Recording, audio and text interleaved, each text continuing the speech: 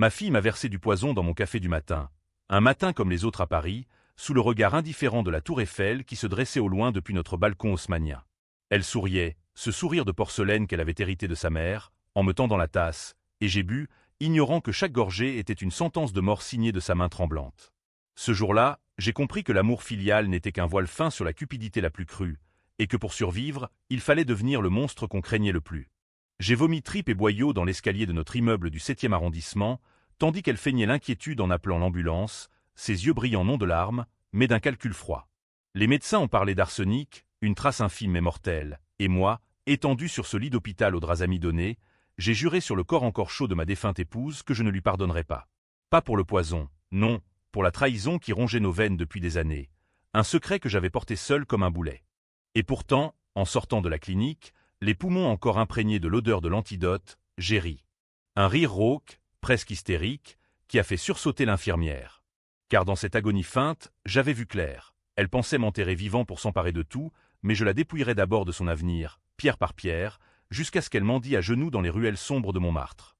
Paris, cette ville des amants éternels, m'avait toujours semblé un cocon de marbre et de lumière, un écrin où j'avais bâti ma vie comme un horloger minutieux assemble ses rouages. J'étais Antoine Duval, ancien notaire au barreau de Paris, un homme de loi dont les mains calleuses par les dossiers jaunis avaient scellé des destins plus tordus que le labyrinthe de la Seine au crépuscule.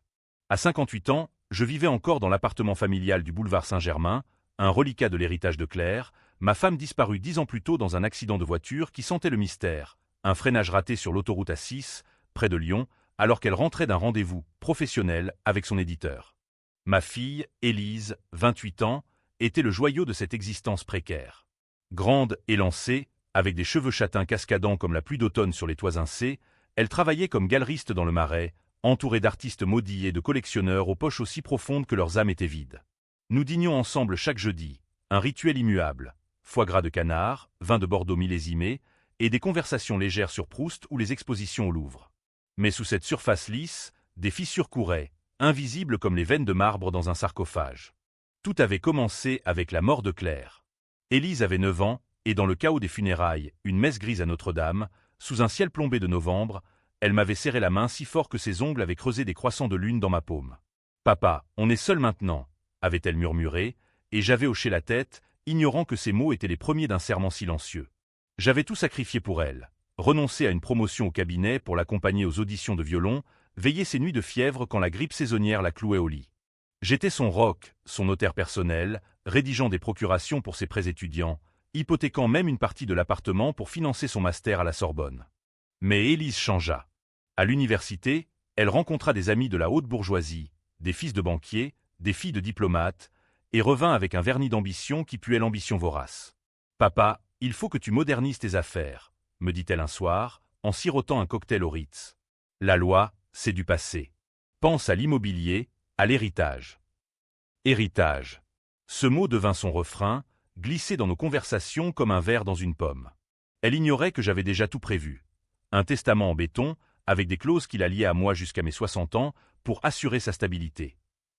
Ironie du sort, c'était pour la protéger d'elle-même, de ces amants éphémères qui laissaient des factures à payer.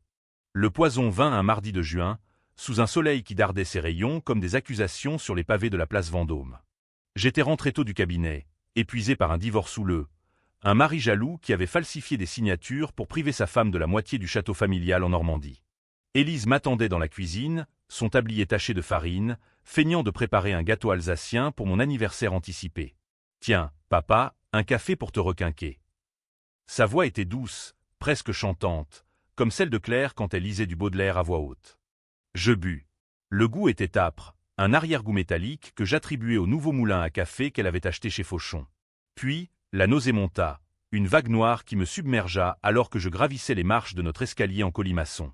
Je m'effondrais à mi-chemin, le monde tournoyant en un kaléidoscope de dorures et de ombres. Elle apparut en haut, silhouette floue, et appela les secours avec une efficacité glaçante. Mon père. Il ne respire plus. Vite. À l'hôpital Cochin, les analyses tombèrent comme un coup près.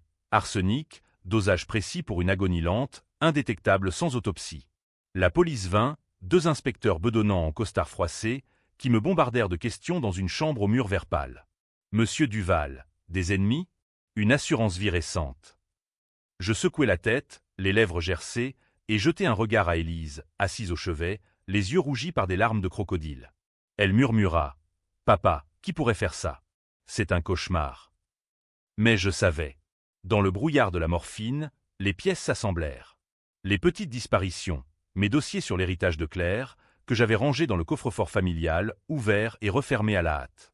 Les appels nocturnes qu'elle croyait discrets, à un certain maître Lefebvre, un avocat véreux du 16e, spécialisé dans les successions contestées.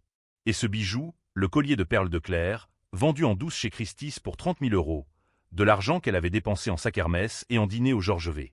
Je la confrontai le soir même, une fois renvoyée chez moi, les veines encore picotant du sérum. Nous étions dans le salon, sous le portrait de Claire par un peintre oublié, ses yeux peints nous observant comme des juges muets. « Élise, c'était toi. » Pas une question, une affirmation. Elle pâlit, ses lèvres se pinçant en une ligne fine. « Papa, tu délires. C'est la fièvre. » Mais ses mains tremblaient, trahissant le mensonge. La dispute éclata comme un orage sur la Manche. Elle hurla, les mots jaillissant comme des éclats de verre. « Tu ne comprends rien. Tu gardes tout pour toi, cet appartement, l'argent de maman. J'ai des dettes, des rêves, et toi, tu vis comme un moine dans ton passé pourri. » J'appris alors la vérité. Elle avait perdu 100 000 € au casino de Deauville, pariant sur des numéros qui ne sortaient jamais, influencée par un amant russe, un oligarque en exil qui la manipulait comme une marionnette. Pour rembourser, elle avait falsifié des chèques sur mon compte, et quand j'avais menacé de la dénoncer, elle avait choisi le poison, une recette glanée sur un forum obscur du dark web, pour un départ paisible. Mais il y avait plus sombre. Le secret que j'avais enterré avec Claire, l'accident n'en était pas un. J'avais payé un mécanicien pour saboter les freins, par jalousie, après avoir découvert ses lettres d'amour à l'éditeur. Élise le savait. Elle avait fouillé les papiers, trouvé la facture cachée dans un tiroir. « Tu as tué maman. Et tu oses me juger. » Son accusation me frappa comme un coup de poignard. J'ai porté ce crime seul, endossé le rôle du veuf éplore et, pour la protéger, elle, l'innocente. Et maintenant, elle me le jetait au visage, arme empoisonnée. Je ne criai pas. Au contraire, un calme glacial s'installa, celui des notaires face à un testament frauduleux. « Tu as raison, ma fille. J'ai du sang sur les mains. Mais le tien est plus sale encore. » Elle partit en claquant la porte, laissant derrière elle un parfum de Chanel numéro 5 mêlé à l'odeur aigre de la trahison. Seul dans l'appartement, je m'assis à mon bureau, ouvris le coffre et commençai à rédiger.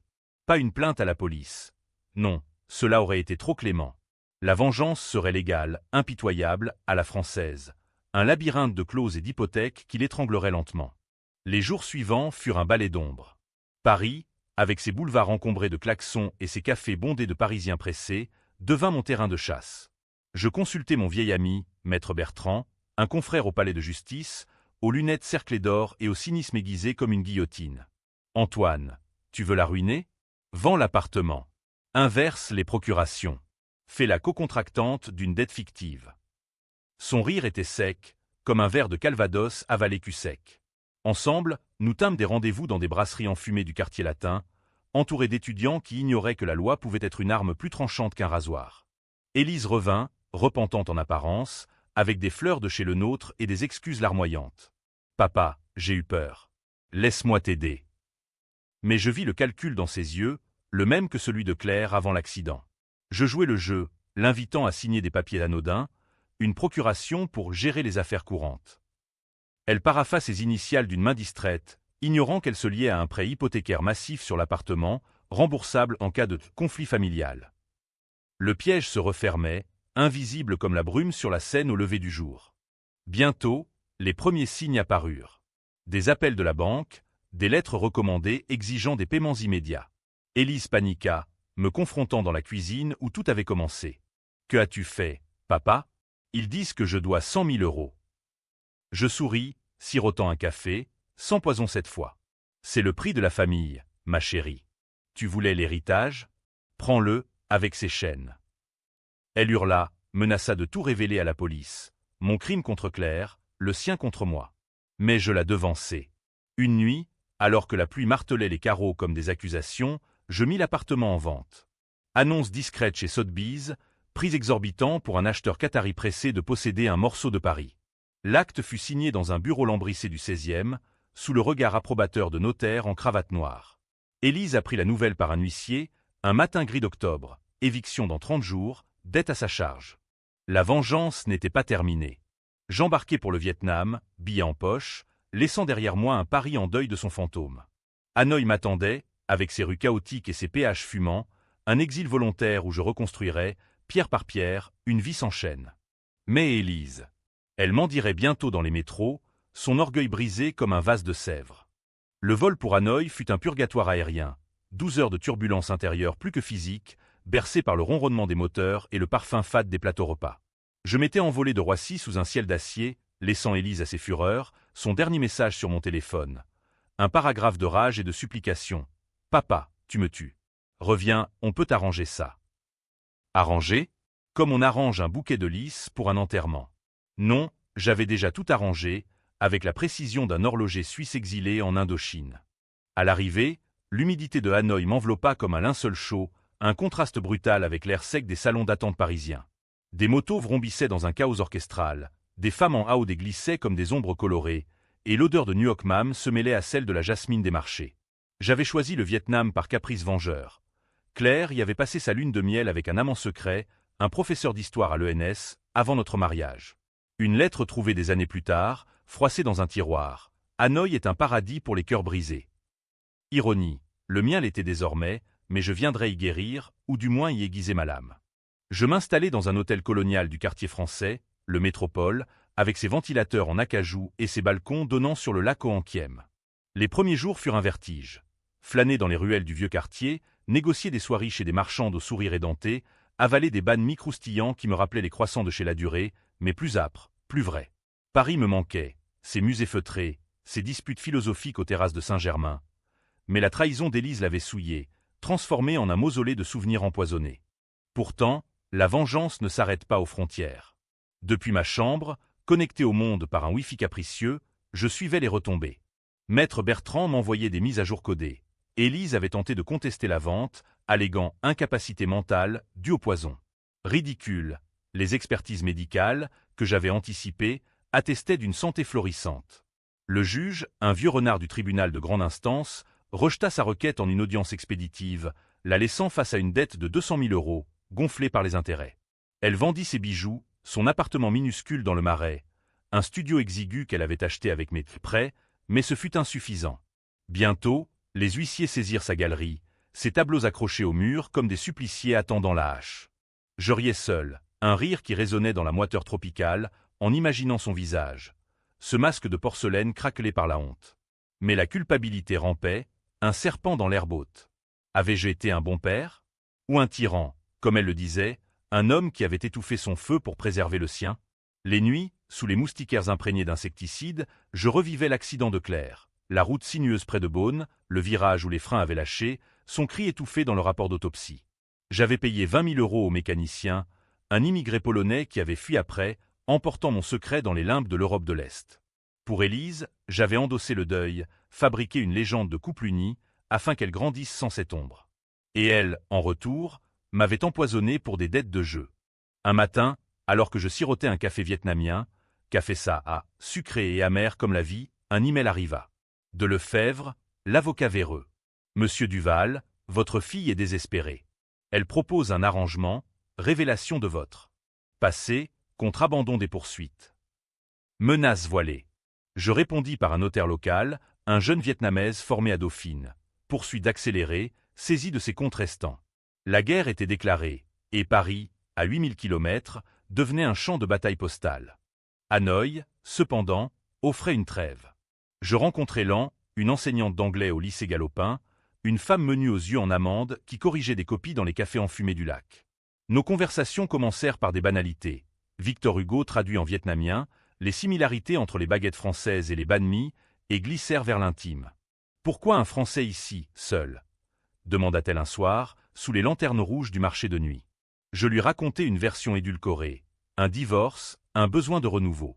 Elle hocha la tête, ses doigts effleurant les miens. Le Vietnam guérit les âmes perdues. Mais il faut lâcher prise. Lâcher prise? Facile à dire. Car Élise contre-attaqua. Une semaine plus tard, un article dans Le Monde anonyme, mais je reconnus son style. Un notaire parisien soupçonné de meurtre conjugal fuit au Vietnam après empoisonnement raté par sa fille. Faux, bien sûr, mais assez pour alerter Interpol. Les policiers vietnamiens vinrent à l'hôtel, 2 hommes en uniforme kaki, courtois mais fermes. Monsieur Duval, une requête d'extradition en cours. Vous devez rester disponible. Je souris, offrant du thé vert. Mon notaire local avait déjà tout prévu. Résidence permanente via un investissement fictif dans une ferme de café à Dala, papier en règle grâce à des contacts franco-vietnamiens. La tension monta. Élise m'appela enfin, voix brisée à travers les parasites. Papa, s'il te plaît. J'ai perdu la galerie, mes amis me fuient. C'était une erreur, l'arsenic. Je voulais juste te faire peur. Peur? J'avais frôlé la mort, vomi mes entrailles dans un caniveau parisien. Tu as pris le poison pour une dette, Élise. Moi, j'ai pris la maison pour un crime plus ancien. Nous sommes quittes. Elle sanglota, invoquant Claire. Maman te haïssait pour ça. Elle me l'a dit avant de mourir. Mensonge? Vérité? Le doute s'insinua, un poison plus lent que l'arsenic. Je décidai de creuser.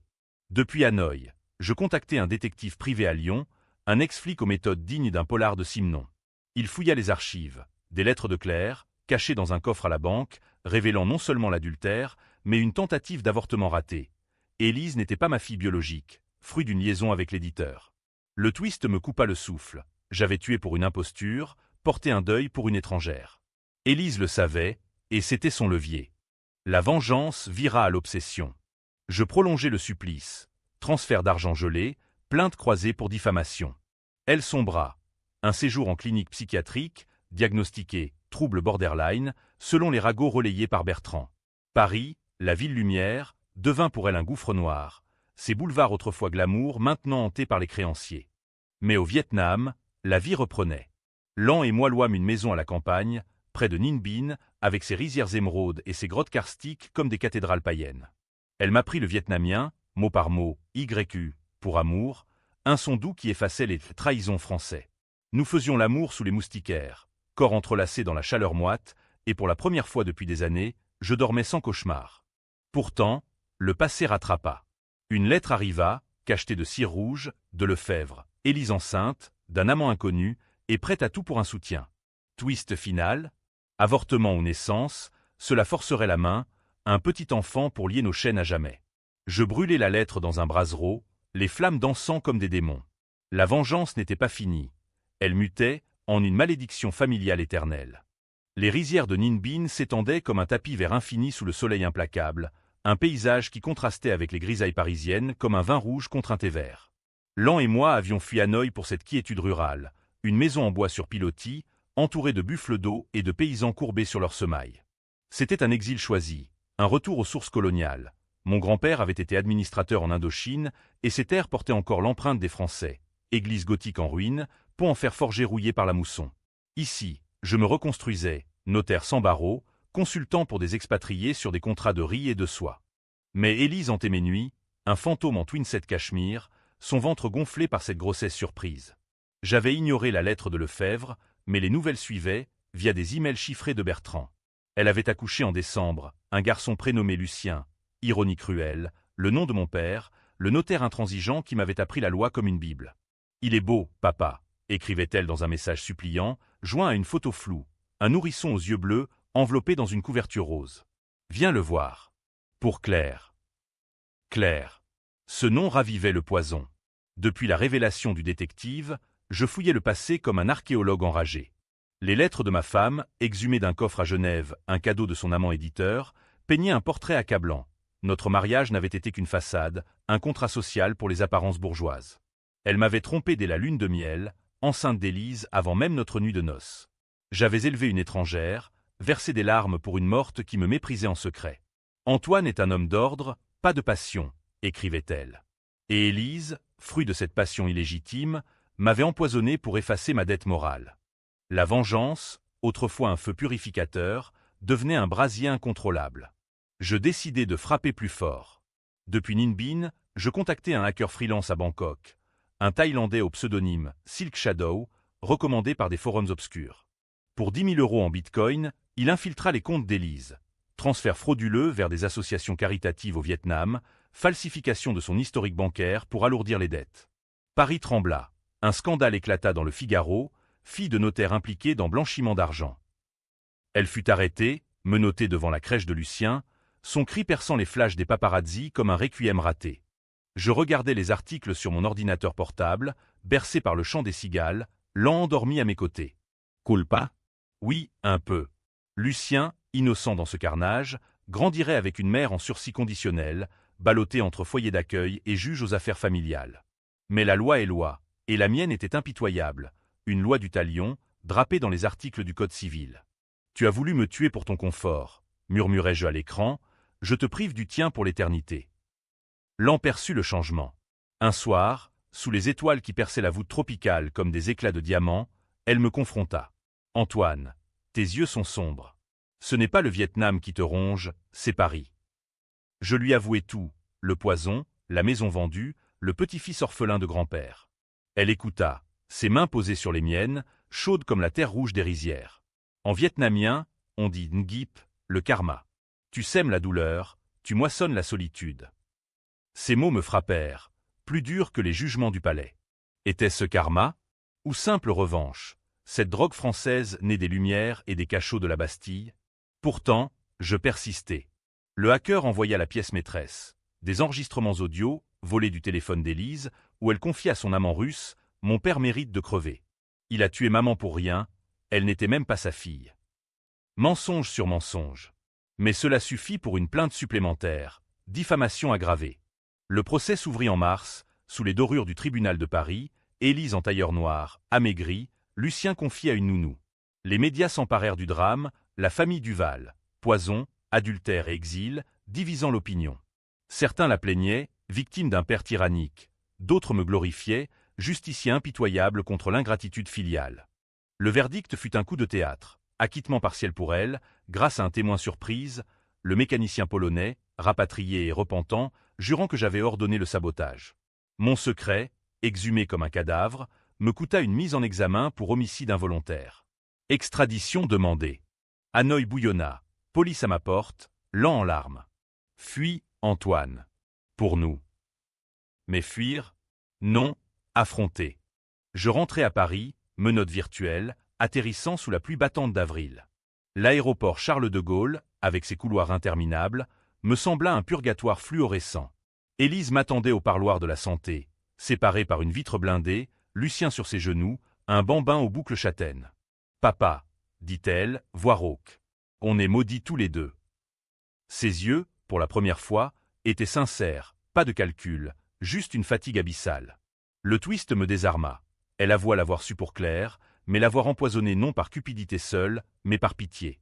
Tu souffrais tant. Je voulais t'endormir, comme un chien fidèle. Pitié?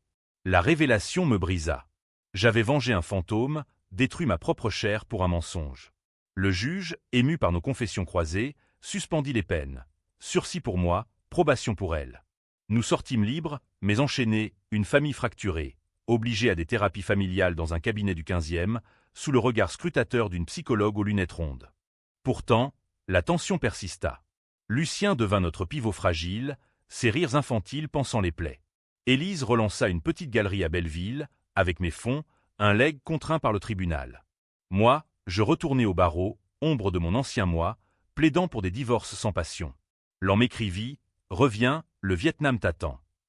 Mais Paris, avec ses cicatrices, me retenait. Le chaos Trao vint un soir d'été, lors d'un dîner au Procope, le plus vieux café de la ville. Élise, un verre de Chablis à la main, proposa la paix. « Vends ce qui reste, papa. On recommence au Vietnam, tous ensemble. » Décision controversée. Abandonner la ville qui nous avait vu naître et mourir? Les lecteurs de cette histoire, si elle en avait, se diviseraient. Clémence ou lâcheté.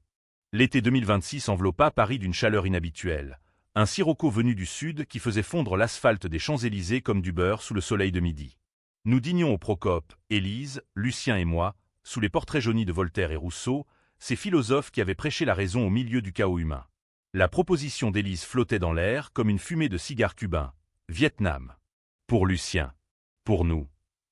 Ces mots étaient prudents, lestés d'années de thérapie où nous avions disséqué nos monstres. Le mien, un mari jaloux devenu meurtrier. Le sien, une fille ambitieuse devenue parricide. Lucien gazouillait dans sa chaise haute, mâchonnant un bout de baguette beurrée, inconscient du gouffre qu'il comblait. À 2 ans, il était le portrait craché de Claire, yeux verts, fossette au menton. Un rappel cruel que le sang n'est pas toujours le nôtre, mais l'amour l'impose. J'hésitais, le verre de Bordeaux suspendu à mes lèvres. Vendre le reste? L'appartement haussmannien était parti, mais il restait la datcha en Normandie, héritage de mon père, et un portefeuille d'actions en CAC 40 qui tout sautait sous les crises boursières. Élan? Demandai-je. Élise haussa les épaules. Amène-la. Ou pas. C'est ta vie. La décision me rongeait comme un ulcère. Paris, malgré ses trahisons, était mon ancre. Les matins brumeux sur la Seine, les disputes enflammées au marché d'Aligre, les messes du dimanche à Saint-Sulpice où je priais pour un pardon divin qui ne venait pas. Le Vietnam, lui, était un mirage. Lent, avec ses rires cristallins et ses recettes de pH aux herbes fraîches. Les rizières où le temps s'étirait comme un hamac. L'oubli, peut-être. Mais y traînaient Élise et Lucien, une famille recomposée sur les ruines d'un crime. Les semaines suivantes furent un tourbillon administratif, à la française. Rendez-vous chez le notaire, ironie, un jeune confrère qui m'ignorait pour l'homme que j'avais été. Signature en triplicate, évaluations immobilières sous un ciel plombé. La datcha partit pour une bouchée de pain à un promoteur breton, les actions converties en devises pour un exil fiscal au sud-est asiatique. Élise, pragmatique, prépara les valises. Visa pour Lucien, un contrat freelance pour sa galerie virtuelle. L'art se vendait maintenant en NFT, même à Hanoï. C'est libérateur, papa. Comme si on renaissait. Mais les fantômes suivaient. Maître Lefebvre, le véreux, m'appela un soir, voix suave comme un serpent. Duval, votre fille a un admirateur. L'oligarque russe, il veut le gamin pour un héritage cosmopolite. Menace voilée. Je raccrochai, le cœur battant, et alertai Interpol via un contact au quai des Orfèvres. Le twist? L'amant d'Élise n'était pas un simple flambeur. Il était un agent dormant, impliqué dans un réseau de blanchiment via des galeries d'art. Son arrestation éclata dans les journaux, Élise interrogée comme témoin clé, immunity pour témoignage, mais un nouveau scandale qui la marqua au fer rouge. Nous partîmes en septembre, vol direct via Qatar Airways, Lucien endormi sur mes genoux, sa petite main serrant la mienne comme un serment. Hanoï nous accueillit avec sa cacophonie familière. Klaxons de moto, odeur de street food, un chaos qui apaisait mes nerfs parisiens. Lan était là, à l'aéroport, un bouquet de lotus à la main, son sourire effaçant les kilomètres. « Bienvenue à la maison », murmura-t-elle en m'embrassant, ignorant les bagages chargés de secrets. La vie au Vietnam se teinta d'une routine hybride, franco-asiatique. Nous louâmes une villa à Bassis, aux portes de Hanoï, avec un jardin de manguiers et une piscine où Lucien barbotait en riant. Élise s'installa dans un appartement en ville, gérant sa galerie en ligne tout en apprenant le vietnamien auprès de Lan, des leçons ponctuées de rire, où Xin Chao rimait avec « pardon ». Moi, je devins consultant légal pour des ONG franco-vietnamiennes, rédigeant des contrats pour l'adoption d'orphelins, un karma tardif pour mes péchés. Mais la tension couvait. Élise rechutait les nuits, hantée par les flashs des procès. Elle buvait du vin importé, se disputant avec Lan sur des futilités. La France est supérieure, même en exil. Lucien, sentant les courants sous-marins, pleurait sans raison, son innocence fissurée comme un vase Ming. Un soir, lors d'un dîner sous les lanternes de la villa, nem croustillant, escargot à la provençale, elle explosa. « Papa, c'était une erreur de venir. Tu m'as forcé, comme toujours. » Ces mots ravivèrent l'arsenic, le poison latent. Le chaos trao éclata lors d'une mousson, pluie torrentielle qui transformait les routes en rivières boueuses. Lucien disparut, enlevé par un « ami » de l'oligarque, un sbire envoyé pour pression. Panique, appel à la police vietnamienne, fouille dans les marchés noirs de Hanoï. Élise s'effondra, accusant « c'est ta vengeance qui nous maudit ». Nous le retrouvâmes 2 jours plus tard, dans un hôtel de luxe du bord de mer à Allons, confié à une nurse corrompue. L'arrestation du kidnappeur, un Ukrainien tatoué, révéla le lien. Élise avait fricoté avec le réseau pour un prêt désespéré, juste avant notre départ. Traîtrise bis. Je la confrontai sous la pluie, nos cris noyés par le tonnerre. Tu n'apprends jamais. Pour un peu d'argent, tu risques ton fils. Elle pleura, à genoux dans la boue, comme toi avec maman. On est pareil. Vérité brutale. Lan, témoin silencieuse, proposa la rupture. Choisis, Antoine. La famille ou la loi. Décision controversée. Je choisis le pardon, payant un avocat local pour étouffer l'affaire, en échange d'Élise en thérapie et d'un serment de silence. Lucien revint, traumatisé mais entier, et nous nous recentrâmes. Les mois suivants furent un fragile équilibre. Promenade en sampant sur la baie d'Allons, où les karstes émergeaient comme des regrets sculptés. Dîner où Élise et Lan partageaient des histoires. Paris versus Saigon. La vengeance s'estompait, remplacée par une ombre tenace. Étais-je le héros ou le vilain? Les lecteurs choisiraient leur camp, clémence pour la rédemption ou punition pour la trahison récurrente. Pourtant, un nouveau twist se profila. Une lettre de France. Claire avait laissé un testament caché, léguant tout à Élise, y compris la preuve de mon innocence dans l'accident, un sabotage auto-infligé par elle pour l'assurance. Ironie finale, j'avais vengé un suicide maquillé. La baie d'Alon, avec ses milliers d'îlots émeraudes surgissant de l'eau turquoise comme les dents d'un dragon endormi, devint notre sanctuaire. Nous y passions les week-ends, sampant brinque-ballant sur les vagues, Lucien pointant du doigt les singes dans les grottes humides, son rire perçant la brume matinale. Élise, apaisée par les antidépresseurs et les séances de yoga avec Lan, peignait des toiles inspirées des karstes, des abstractions sombres, veinées de rouge comme du sang dilué dans l'océan. « C'est la guérison, papa », disait-elle en trempant son pinceau dans la gouache. Guérison? Peut-être, si l'on croit que les cicatrices se referment sans laisser de bride. La révélation du testament de Claire, exhumé par un notaire zélé à Lyon, alerté par un codicille dans les archives, changea tout. Elle s'était suicidée, oui, frinciée par ses propres mains, dans un geste de désespoir après avoir appris sa stérilité due à l'avortement raté. L'amant éditeur l'avait quittée, enceinte d'Élise mais brisée par la honte. Le mot joint, Antoine, pardonne-moi. J'ai tout gâché pour un amour impossible. Élise Étienne, par le cœur. J'eus lu ces lignes sur la terrasse de la villa, Lan à mes côtés, les larmes brouillant l'horizon. Pas de meurtre, donc un suicide que j'avais cru crime, une vengeance fantôme que j'avais infligée à tort. Élise, apprenant la vérité lors d'un appel Zoom avec l'avocat français, s'effondra en sanglots cathartiques. Maman. Elle nous aimait tous. Nous pleurâmes ensemble, pour la première fois sans venin, Lucien entre nous comme un pont fragile. La loi, cette garce impitoyable, fut réécrite. Annulation rétroactive des dettes, restitution partielle de l'héritage, l'appartement parisien racheté à ville pris par un fonds que je gérais anonymement. Paris nous tendait les bras, mais nous choisîmes l'exil. Le Vietnam, terre d'adoption, où les fantômes français s'estompaient dans l'humidité tropicale. Pourtant, l'ombre persistait, UAM étendu comme un roman de Zola. L'oligarque russe, libéré sous caution, envoya des émissaires, des courriers anonymes avec des photos de Lucien, des menaces voilées de récupération d'actifs. Nous renforçâmes la sécurité, garde privée, déménagement à Dalla, la ville des pins et des cascades, perchée dans les hauts plateaux. Lan, pilier inébranlable, organisa une vie nouvelle, école internationale pour Lucien, atelier d'art pour Élise et pour moi, un cabinet juridique hybride aidant les expatriés à naviguer les méandres franco-vietnamiens. Le chaos final survint lors d'un typhon, vent hurlant arrachant les toits de tôle comme des feuilles mortes. L'émissaire russe, un colosse tatoué aux yeux froids, força la porte de notre maison à Dalla, couteau à la main, exigeant le gosse pour le patron. Élise, armée d'un tisonnier du foyer, le frappa la première, un coup désespéré qui l'assomma. Je complétai, appelant la police locale, tandis que l'on barricadait les enfants dans la cave. Arrestation musclée, l'homme extradé vers la France, où Interpol le lia au réseau plus large, démantelé dans une opération baptisée Dragon d'or. Dans l'après-coup, sous le ciel lavé par la tempête, Élise et moi nous assîmes sur les marches mouillées, épuisés. J'ai failli te tuer, papa. Et toi, tu m'as sauvé 2 fois.